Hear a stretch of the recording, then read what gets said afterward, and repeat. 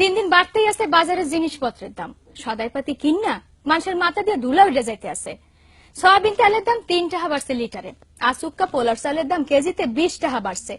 সিঙ্গুর মাছ ভেটকি মাছের দাম কিছুটা কমলেও মুরহার দাম বাড়ছে কেজিতে 5 টাকা। আর এইয়া লইয়া সাধারণ মানুষের মধ্যে ক্ষোভ বিরাজ করতে আছে। বাজার ঘোরাঘুরি কইরা রিপোর্ট করছে মিজান সবুজ। শেরশার আমলে বলে টাহায় 8 মণ চাল পাওয়া যাইত, আর বরিশাল চক বাজারে মোটা চাউলের কেজি 40 টাকা। পোলার চাউলের দাম 7 করিয়া এক সপ্তাহের মধ্যে বাড়ছে কেজিতে 20 টাকা। সোয়াবিন তেলের দাম লিটারে আবারও 3 টাকা বাড়ছে। এখন তো শীত শেষ হয়ে গেছে, এই লিগে সবজির বাজার একটু চেতা। যে কদু 2 সপ্তাহ আগে 20 টাকায় মানুষে কিনছে, এখন হইয়া 40 টাকায় বিয়ায়। লাল হাক কদু হাকের দাম আগের না হানি আছে।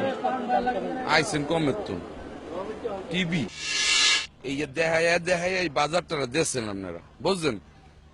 এই যে হাক না ডেড়া, এই যে দেখেন মুই কিনছি একখান লাউ কদ্দু, এই যে দাম 30 টা, আগে ছিল 3 টা 5 টা 10 টা।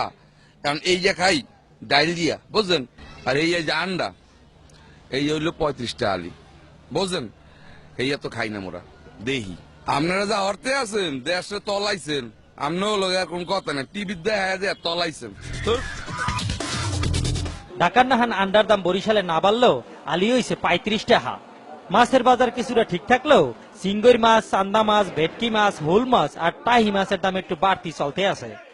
এই রুই মাছ আগে বেচতাম 150 টাকা কেজি 200 টাকা কেজি, এখন আইলি 800 টাকা কেজি।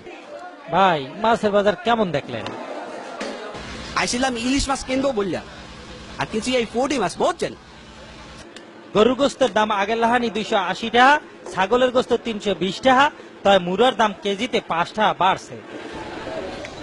ধান নদী খাল এই তিনে বরিশাল হইলেও এখানে মাছের দাম আর চাউলের দাম কিনলেই যে এত বাড়ে হ্যাঁ কইতে পারে না ক্রেতা বিক্রেতা কেউই। জিনিসপত্রের ঊর্ধ্বগতি খাইতে হবে, তাই এই কচুল্লতি। প্রত্যেক সপ্তাহে এই যে জিনিসপত্রের দাম বাড়তি আছে, এই লইয়া হগলটির মধ্যে ক্ষোভ বিরাজ করতে আছে।